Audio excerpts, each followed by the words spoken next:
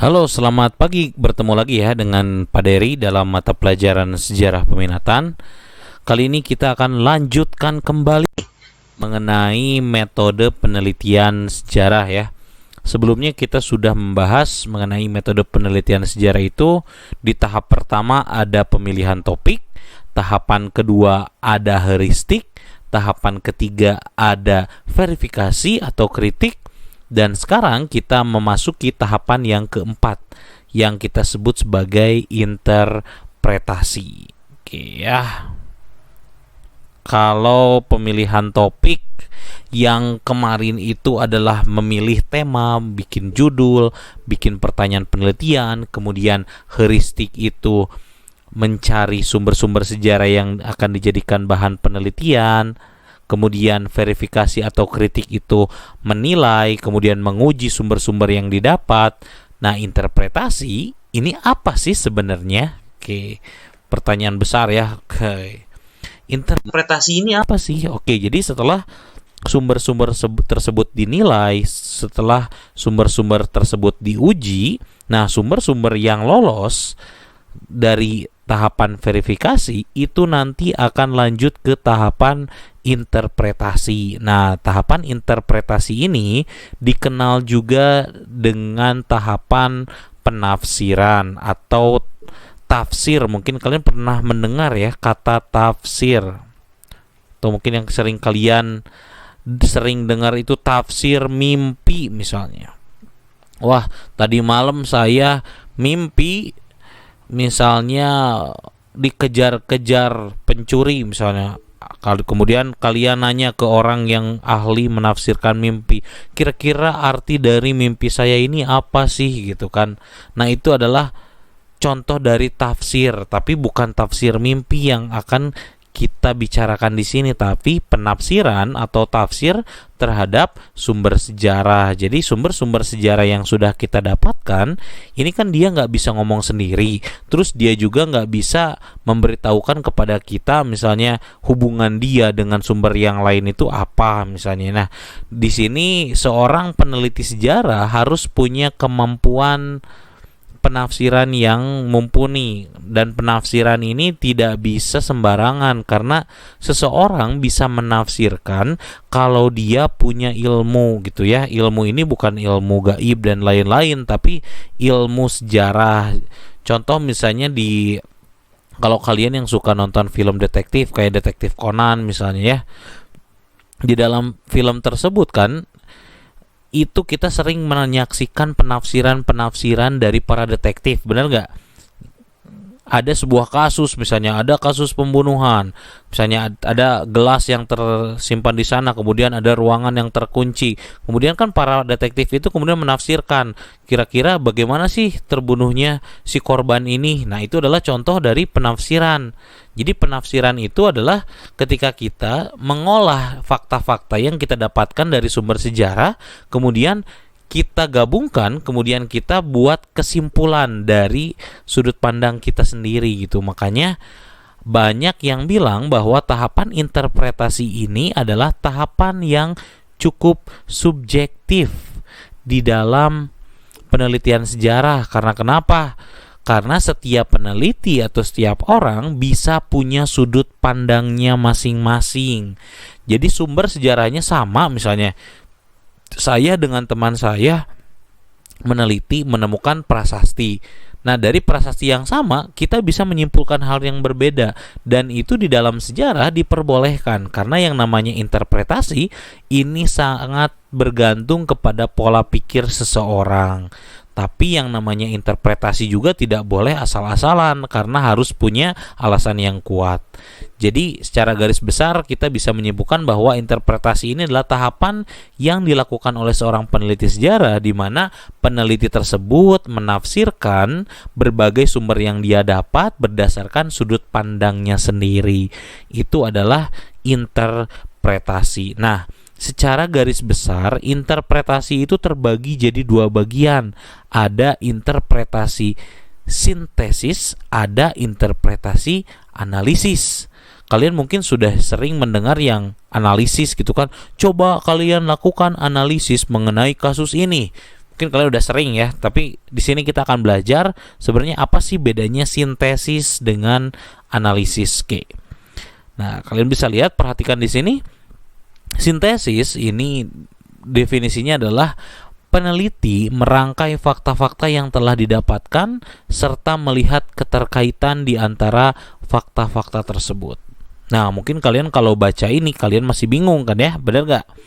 Nah, di sini kata kuncinya adalah merangkai fakta-fakta. Jadi sintesis ini adalah interpretasi ketika kita menyimpulkan, memberikan pendapat, memberikan sudut pandang kita sendiri setelah kita itu merangkai fakta-fakta. Artinya yang namanya fakta-fakta berarti banyak kan, dari banyak sumber sejarah menghasilkan fakta-fakta. Nah, si fakta-fakta yang tersebut kita rangkai, kemudian kita bikin satu kesimpulan. Oke, misalnya kayak yang tadi contoh yang detektif itu, ada gelas, kemudian ada ruangan yang terkunci, ada cutter, ada apa. Kita simpulkan, oke, kemungkinan besar pembunuhannya seperti ini. Nah, sintesis itu seperti itu. Jadi mengumpulkan bukti-bukti yang banyak sekali, kemudian dari banyak bukti-bukti itu atau fakta-fakta tersebut kita simpulkan.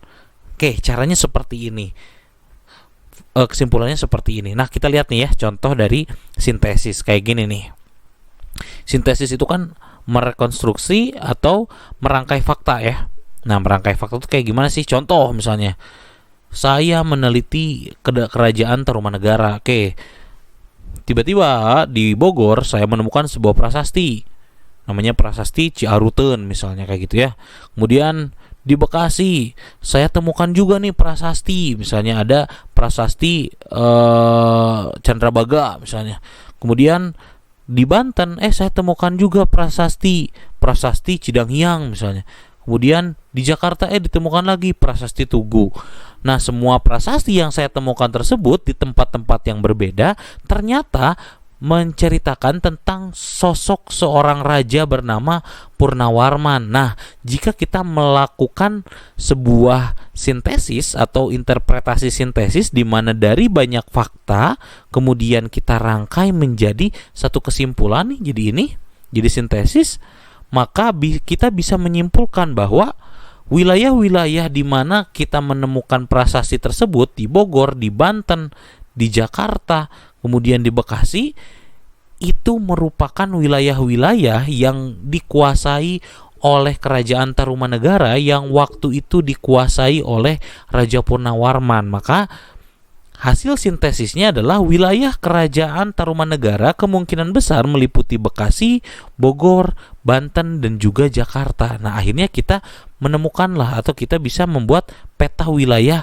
kekuasaan dari Tarumanegara gitu ya. Itu namanya interpretasi sintesis. Kita menginterpretasikan, menafsirkan bahwa tempat ditemukannya prasasti-prasasti tersebut menggambarkan bahwa wilayah tersebut adalah wilayah kekuasaan dari kerajaan Tarumanegara. Itu contoh sintesis ya. Nanti kalian boleh diulang lagi videonya kalau kalian kurang mengerti ya.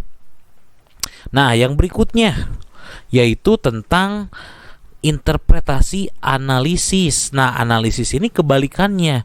Kalau tadi sintesis itu dari banyak menjadi satu kesimpulan, nah analisis ini dari satu menjadi banyak.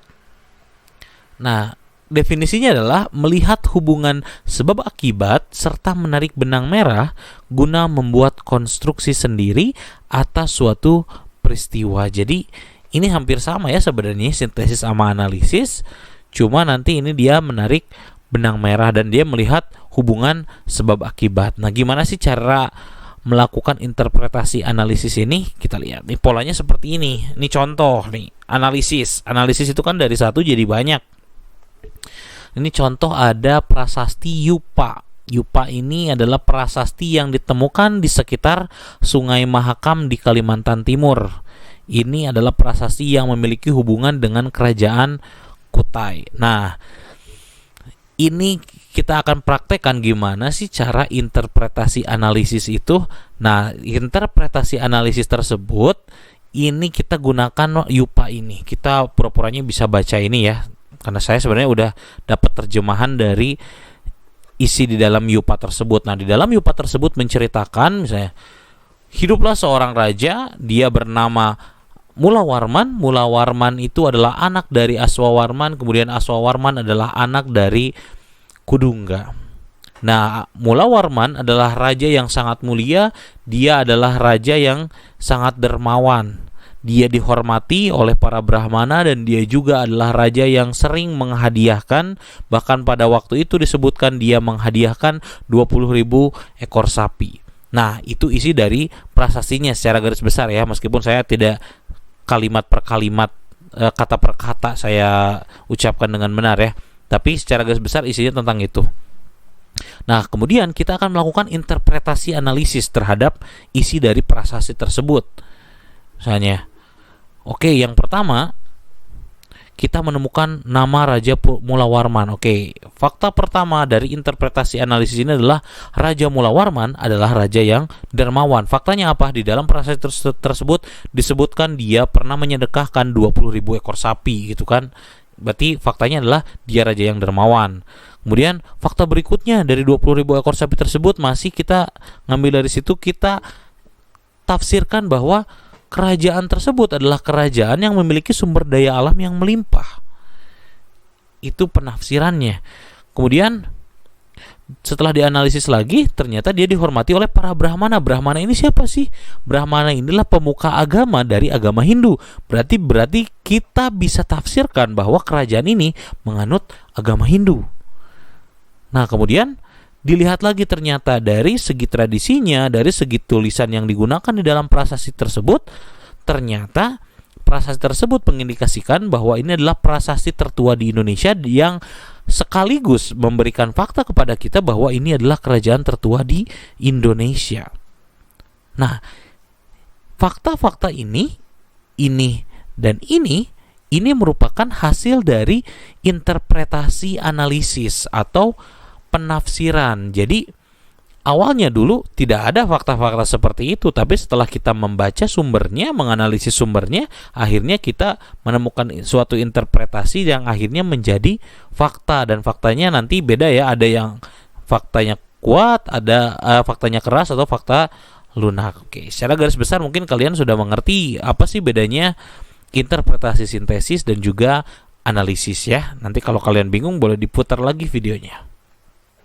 Nah, sekarang ada tugas untuk kalian. Kalian hanya perlu mengerjakan 2 soal. Contoh yang satu itu analisis, yang satu lagi sintesis. Nah, nanti kalian analisis ya. Sebenarnya si yang nomor 1 ini contoh misalnya nih, isi persetujuan konferensi meja bundar. Belanda mengakui RIS sebagai negara yang merdeka dan berdaulat. Kalian analisis si pernyataan ini faktanya kayak gimana. Ingat, analisis itu dari 1 menjadi banyak. Kira-kira fakta apa saja yang kita temukan dari pernyataan yang poin A itu ya. Nah, kemudian yang sintesis. Sintesis itu ingat dari banyak menjadi satu kesimpulan.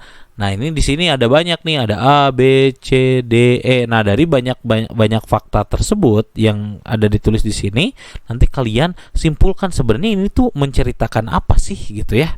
Itu contoh sintesis. Nah, kalian nanti ngerjakannya di aplikasi sekolah. Jadi aplikasi sekolah tersebut saya sudah sediakan file Microsoft Word-nya. Kalian hanya perlu download si filenya, kemudian kalian edit. Setelah kalian selesai edit, kalian upload kembali ke aplikasi sekolah. Nah, deadline pengerjaannya ini ada di waktu jam pelajarannya. Jadi kalau misalnya tugas ini saya berikan di jam pertama, di jam kedua itu sudah harus selesai ya, karena cuma 2 soal. Saya percaya kalian semuanya sudah bisa. Kalau ada pertanyaan, kalian boleh sampaikan lewat line saja ya. Oke, pembelajaran kita hari ini sudah selesai. Terima kasih untuk kalian yang sudah mendengarkan dari awal sampai akhir. Jika ada pertanyaan nanti boleh disampaikan. Jaga selalu kesehatan, jaga jarak, semangat pagi, semak 2 bisa.